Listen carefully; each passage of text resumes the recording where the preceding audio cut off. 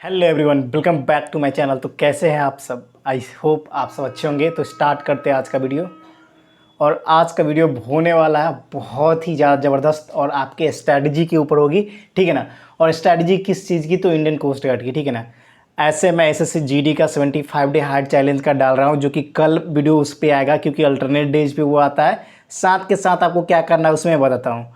अब आपके Indian coast guard के जो वैकेंसी जिसकी आपके दिसंबर में एग्ज़ाम होने वाले, उसकी क्या स्ट्रैटेजी रहेगी, और हम लगभग 2 महीना पहले क्यों स्ट्रैटेजी बना रहे हैं, और कैसे 2 महीना में हम फोड़ सकते हैं, इजीली फोड़ सकते हैं, वो सारे चीज़ों के लेकर बात करेंगे, ठीक है ना। देखो, सबसे पहले बात करते हैं इंडियन कोस्ट गार्ड के बारे में। तो दो ब्रांच, डीबी और जीडी ब्रांच, ठीक है ना। तो सबसे पहले आपकी बात करते हैं डीबी ब्रांच में आपका एक सेक्शन का एग्जामिनेशन होता है, और जीडी में आपके 2 सेक्शन का एग्जामिनेशन होते हैं, ठीक है ना। दोनों सेक्शन का सिलेबस आपको पूरा अच्छे तरीके से पता होगा मेरे भाई, कि आपके जो डीबी में होते हैं उसमें अर्थमेटिक पूछे जाते हैं, और जीडी में आपके अर्थमेटिक प्लस एडवांस पोर्शन, मतलब कहने का अर्थ आता है कि 10+2 वाले भी को पोर्शन फिजिक्स और मैथ्स के रहते हैं, और साथ में अर्थमेटिक पहले सेक्शन में, ठीक है।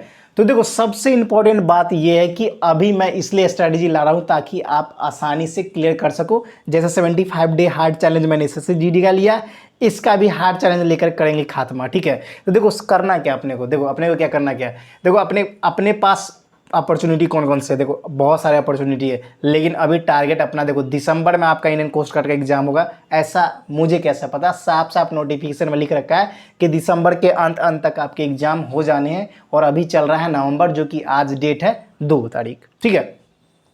तो करना क्या है? सबसे पहले आपको करना क्या है मेरे भाई, आपने बहुत सारे भाइयों का इंडियन नेवी में सिलेक्शन नहीं हुआ है, ये मुझे भी पता है। वो मेरिट आउट हो गए, चाहे उनके मेरिट में नाम नहीं आए, इसको लेकर बहुत सारी चिंता आप लोग कर रहे हो। लेकिन आपने इंडियन कोस्ट गार्ड का भी फॉर्म जरूर भरा होगा, और आपके कुछ दिनों में आने वाले आपके एसएससी जीडी का भी फॉर्म आने वाला है। तो उसका एग्ज़ाम आपका फेब में होने वाला है, इसका एग्ज़ाम आपका दिसंबर में होने वाला है। देखो, करना क्या है, लॉजिक देखो। अर्थमेटिक पोर्शन तो वहाँ से स्ट्रॉन्ग करोगे। अर्थमेटिक पोर्शन अगर एसएससी जीडी का कर रहे हो तो अर्थमेटिक पोर्शन तो गजब लेवल का हो जाएगा स्ट्रॉन्ग आपका। इंग्लिश भी वहाँ से कवर हो जाएगा, साथ के साथ जिसका हिंदी है तो हिंदी करेंगे, जिसका इंग्लिश है तो इंग्लिश कवर वहाँ से हो जाएगा, साथ में जी के कवर हो जाएंगे आपके अच्छे तरीके से, और रीजनिंग कवर हो जाएंगे। मतलब अर्थमेटिक का तो पूरा फंडामेंटल थिंग्स जो था वो सारा आप वहीं से क्लियर कर दोगे। जिसको सिर्फ जीडी में जाना उनके लिए बात कर रहा हूँ। अगर डीबी में जाना उनके लिए, अगर जीडी में जाना चाहते हो तो आपको थोड़े बहुत टाइम आपको इस पे भी देना पड़ेंगे, ठीक है ना। अब देखो, एक चीज़ समझो मेरे भाई, अब इस किस लिए बोल रहा हूँ। देखो, एक आप 10+2 पास किए, जस्ट किए होगे, चाहे आपने पढ़े होंगे 10+2 में कैलकुलस वो सब, ठीक है। तो सबसे पहले करना क्या आपको, सबसे इंपॉर्टेंट, वो सारे तो पोर्शन आप स्ट्रॉन्ग कर रहे हो, और इसमें क्वेश्चन उतना लेवल का भी नहीं आता, आसानी से कर लोगे। आपका जो सेकेंड पोर्शन होता है वो फिजिक्स और मैथमेटिक्स होता है, जो 10+2 का पूछा जाता है। तो उसमें देखो, बहुत सारे क्वेश्चन जो होते हैं वो थ्योरेटिकल बेस्ड होते हैं, कॉन्सेप्ट अच्छे वाले क्वेश्चन होते हैं, ठीक है ना। थोड़ा सा भी ध्यान से करोगे तो हो जाएगा, लेकिन कॉन्सेप्ट क्लियर करना बहुत ज़रूरी है। तो इसके लिए क्या करेंगे अपन? अपने को कुछ नहीं करना है, सिंपल सा, जितने भी आपने एयरफोर्स का एग्ज़ाम दिया होगा, नेवी का एग्ज़ाम दिया होगा, तो उसके सारे नोट्स पढ़े होंगे ना, वो सारे नोट्स को एक बार जल्दी से रिवीजन कर डालो। अगर रिवीजन आपका है तो कुछ नहीं करना है, सीधा मॉक टेस्ट पे जंप करना है, मॉक टेस्ट लगाना है, ठीक है ना। मॉक टेस्ट लगाना ही लगाना है। साथ के करना क्या है आपको, कि आपको सारे चैप्टर का बेसिक कॉन्सेप्ट क्लियर कर लेना है।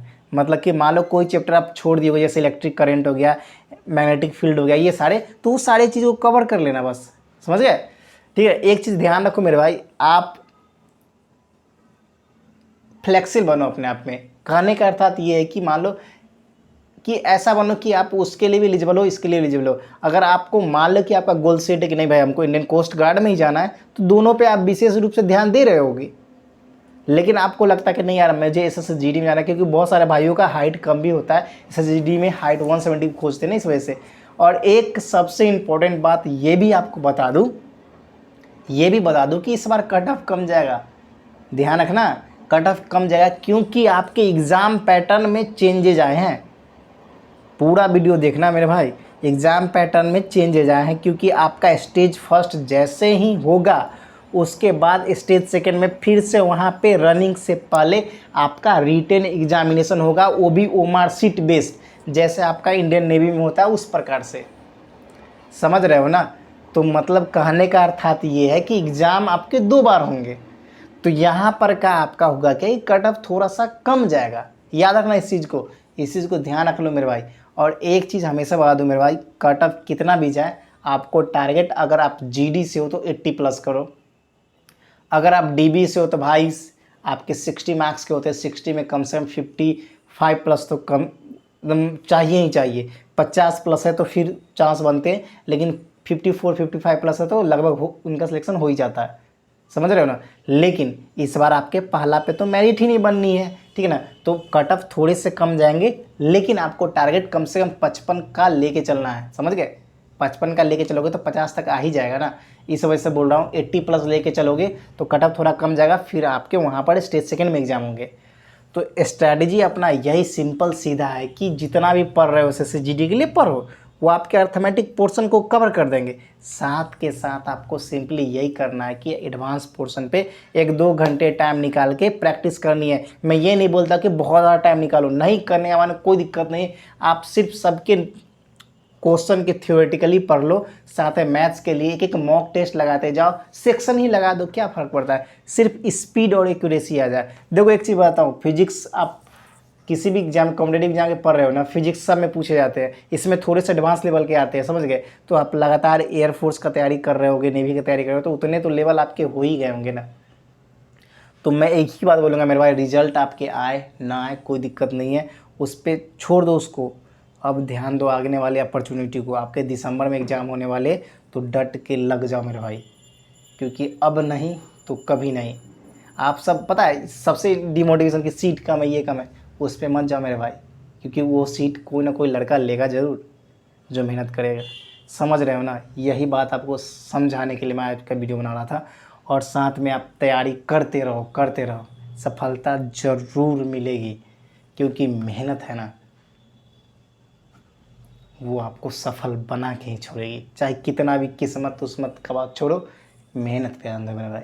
अगर अभी अच्छा प्रेजेंट अच्छा करेगा तभी फ्यूचर अच्छा होगा, समझ रहे हो ना। तो ये स्ट्रैटेजी अपना ये सिंपल सा, पढ़ रहे हो पढ़ते रहो। आपको एसएससी जीडी का पूरा टाइम टेबल बता चुका है कि अगर math, reasoning, English, GK, GS ये पढ़ रहे हो, सिर्फ 1 से 1.5 घंटे, उतना भी नहीं देने वाले तो सेक्शनल मॉक मारो। आप किसका 15 से 20 मिनट लगता है, 15 से 20 मिनट इस सेक्शनल मॉक आप मैथ्स का दे दो, 15 से 20 मिनट फिजिक्स का दे दो, बस हो जाएगा काम। बाकी पहले से आप बहुत सारे प्रैक्टिस कर भी चुके होगे, उसको रिवीजन करते रहना बस, समझ गए ना। और बाकी आप सब समझदार हो, ठीक है। तो फिर मिलेंगे नेक्स्ट वीडियो में, फिलहाल इतना ही। जो भाई को ये वीडियो पसंद आया ना मेरे भाई, सबसे पहले करना है कि वीडियो को लाइक करना है। आप सब लाइक नहीं करते, उस साथ में सब्सक्राइब नहीं करते, शेयर भी नहीं करते, सब्सक्राइब करके ही जाओ, क्योंकि एक एक बात ना दिल से निकलती है। और जितने भी मेरे भाई जुड़े हैं ना मेरे से, उनसे पूछ लेना मेरे भाई, जहाँ तक भी ना हमेशा मैंने सबको सपोर्ट करने की कोशिश की है, तो आपको भी हमेशा सपोर्ट करते रहूँगे, चाहे मोटिवेट करने का हो, चाहे कुछ भी ज़रूर करूँगा, समझ गए। तो फिलहाल इतना ही, फिर मिलेंगे नेक्स्ट वीडियो में, फिलहाल इतना ही। जय हिंद, जय भारत, वंदे मातरम।